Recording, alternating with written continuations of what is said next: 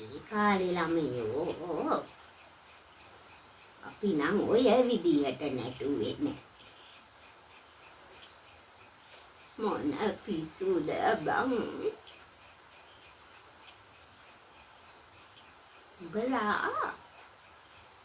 බලහන් දැන් උඹලා ඉස්කෝලේට යනවට වැඩිය වෙන නාඩගම් බං කරන්නේ. මොන පිස්සුද? ඒ කාලේ අපි පාරේ යනකොට දුවන්නේ සීයලා ටික බලපු බැලු. දැන් ඉතින් සීයලා වුණාට බං ඒ කාලේ රජ කොල්ලෝ. මම පාරේ යනකොට උඹට කියන්න කොල්ලෝ 4-5 දෙනෙක් නම් බලනවමයි. දුවන්නේ ලස්සන කියලා දඟලන තැඟලිල්ල මම නෙමෙයි ඇහැ කරලා බැලුවේ. ඒ කාලේ පළතුරු කනවනේ. ඉස්සර ඉඳලම පළතුරු කනවා. කොල්ල ಜಾති කනවා. එන්නේ ලස්සනයි බං.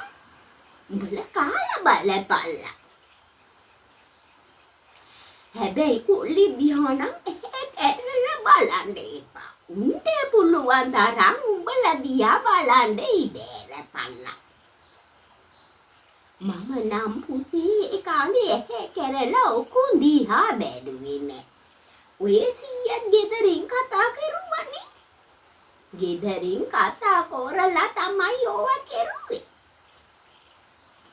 නෑ පිරිමියෝ හරියට මම ඉගෙනීම ගැන විතරමයි හිතුවේ.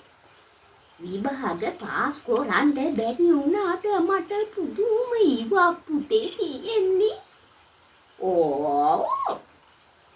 අහපල්ලා කොගාමේ සීයලා ටිකගෙන් ඒ කාලේ මගේ ලස්සන කොණ්ඩේ මෙතෙන්ට.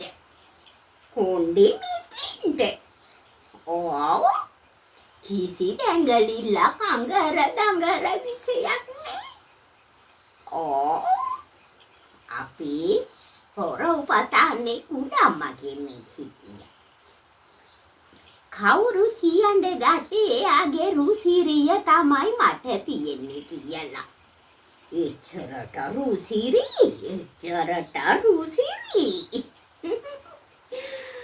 උඹලා වගේ නම් නෙමෙයි හැබැයි.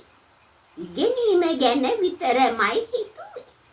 උඹලගේ ඔය ටස්කස් පකස් ගගා ඔබන ඒව නවතපල්ලා. ෆෝන් මැඩ පස්සේ කරගනින්නකෝ. දැන් ඉගෙන ගනින්න. ඌව පස්සේ හරියනවා. දැන් තියෙන්නේ ඉගෙනීමට හැදාන එකනේ පුතේ. ඔව්. ඉගෙනීම තමයි අංක 1.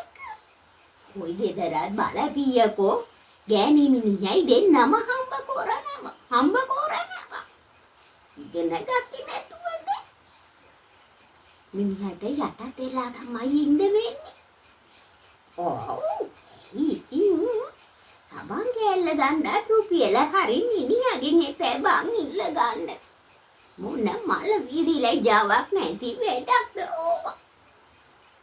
ඒක තමයි මං කිව්වේ පළතුරු කාපා. කොළ මැල්ලුම් කාපා. හොඳට කාපා.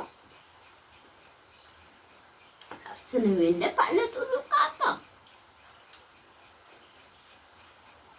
ඔබට කියනවට බලපන්. මේ දැන් උනා ගමේ සීයලා ටික බලහම පාරේ යනකොට. පොරහැම් බලනවනේ කන්නඩියට යටින් හරි. ඔය කියන කතා නම් හැබැයි බොරු පුතේ. ඔය කියන තාලෙට නම් මම නටලා නෑ ඒ කාලේ. ඒ කතා බොරු. ඉරිසියාවට කියන කතා. උඹලගේ සුමන සිරිසියන්නේ මාව බැන්දේ. ඒවට ගමේ සීයලා ටික හරි තරහයි. කියලා ටික තේරුම් ගන්න ඕනි එකපාරට ඒකයි බඳින්න පුළුවන් කියලා. ඒකට මට කරන්න දෙයක් නෑනේ. හැබැයි ඉතින් මම කාටත් සාධාරණ යතිස්ත කෙරුවා දරුවෝ. කාටවත් සේරන්ට මත් එකලා මම හිනහා වෙනවා.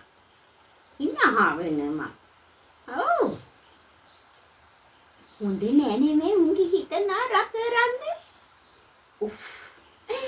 මට ගමේ මිනිස්සු කිව්වේ පුංචි ශ්‍රී දේවී කියලා. එච්චරට රුසිරනේ. එච්චරට රුසිරි.